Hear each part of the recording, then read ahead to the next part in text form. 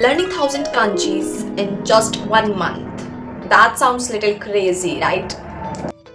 As someone preparing for JLPT N4, kanji has honestly been one of the most challenging part for my Japanese learning journey. So I decided to test something.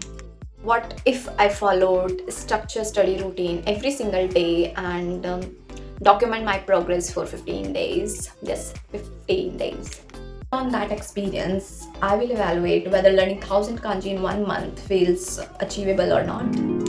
So hey everyone, welcome back to the Moody's vlog. I'm Ambika. I share my learning Japanese journey here on this channel. I have cleared JLPT N5 and right now I'm preparing for JLPT N4. Grammar and vocabulary feels more manageable for me, but kanji, that's a different story. Sometimes I recognize the character but I forgot the reading. Other times I remember the meaning but I can't write it.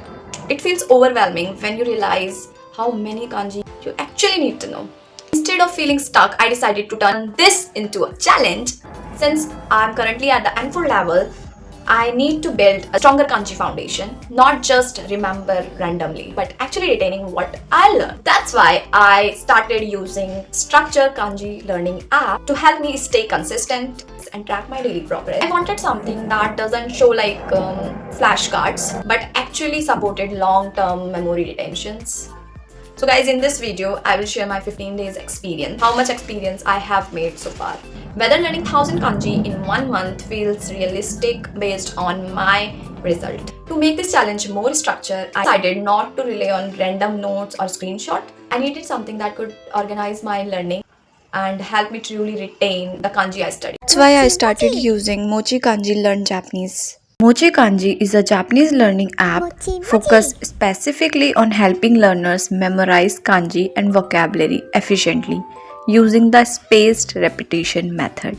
Let me explain shortly about this technique. Instead of cramming everything in one day and forgetting it, spaced repetition helps you review at the right time. You learn a word today, review it tomorrow, then a few days later, then a week later. Each review happens just before you forget it, and that's when your brain remembers it best. So instead of showing flashcards randomly, the app schedules review based on this technique and your learning history and reminds you to revise words when your brain is most likely to forget the information, which is something I personally struggle with. This feature is called golden time. Golden time refers to the moment right before you are about to forget vocabulary. The app tracks your memory performance and reminds you to review at the exact timing. So instead of overstudying or understudying, it optimizes your revision schedule. I personally like that it removes the guesswork of when I should revise and helps me stay consistent. How I'm using it for this challenge, I decided to study consistently every day, follow the app's review schedule, track how many kanji I learn, and observe how much I actually retain. It's the important thing. In this video, I will be sharing my full 15 days progress, including how many kanji I completed and whether this method truly works for me or not. So let's talk about my first week of using MochiKanji and what actually happened. So after completing 7 days, here's what I noticed. First of all, I revised the entire N5 level kanjis very truly and not just revision. I also learned many new words that I had not properly studied during my N5 preparation. Don't just see the single kanji, you also see the meaning, extra vocabulary of using that kanji, and example sentences. And you are encouraged to read the sentence first with kanji, then check the meaning. Honestly, learning kanji this way feels much more effective to me. Instead of memorizing isolated characters, you see how they are actually used in real sentences. What's more, I can learn kanji through mnemonics and stock order.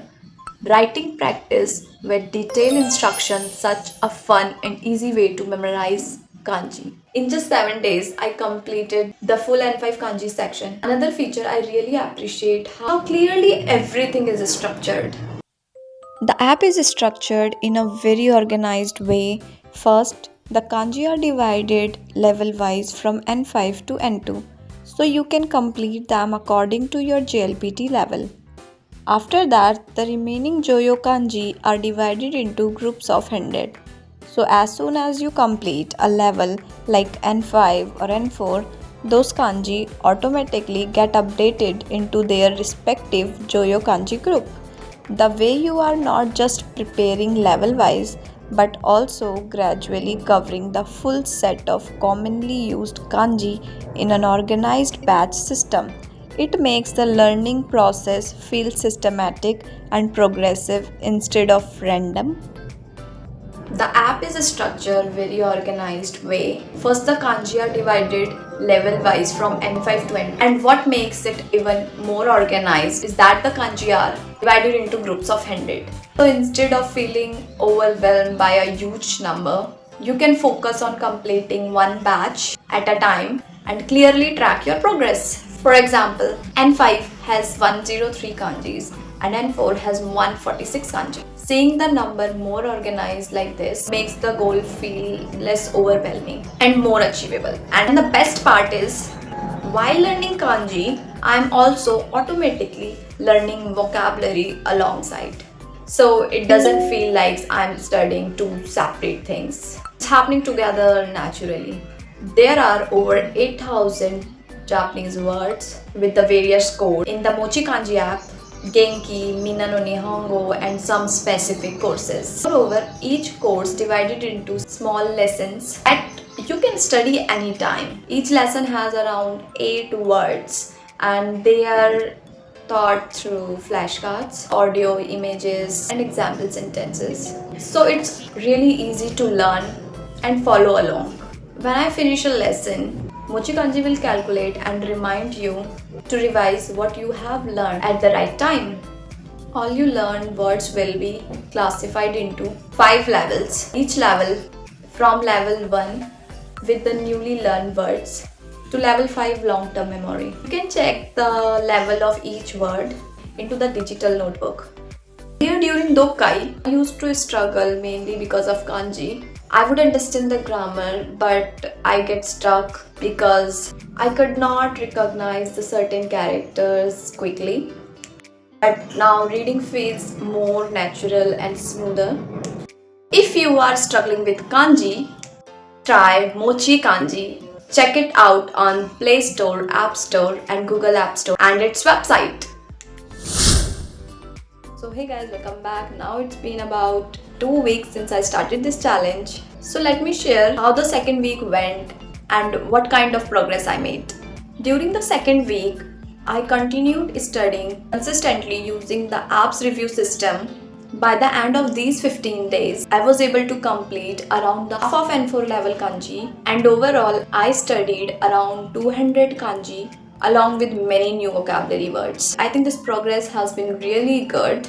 What I really liked about this app doesn't just teach a kanji meaning, it also shows vocabulary and example sentences so you can understand how the kanji is actually used in a sentence or in a real situations. Another great thing is that you don't need to set aside a specific study time since it's on your phone, so you can easily use it while traveling, like in the metro, bus, or whenever you have a free time, because everything is presented here in a visual and structured way. It becomes much easier to remember the reading and meanings, and because of this, my Dokkai has started feeling much easier compared to before.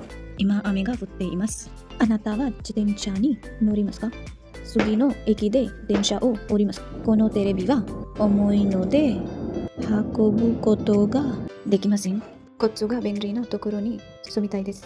So based on my experience, I think learning 1000 kanji in 1 month is possible, but only if you stay truly consistent. If someone focuses mainly on kanji and studies every day with full consistency, reaching that goal can definitely be possible. But one important thing to remember is that consistency and efforts matters the most. If you don't put in the efforts, even the best app or a book won't help. If you are also learning Japanese and struggling with kanji like me, You can check out the MochiKanji app using the link in the description. And if you enjoyed this video, don't forget to like and subscribe and follow my Japanese learning journey here on this channel.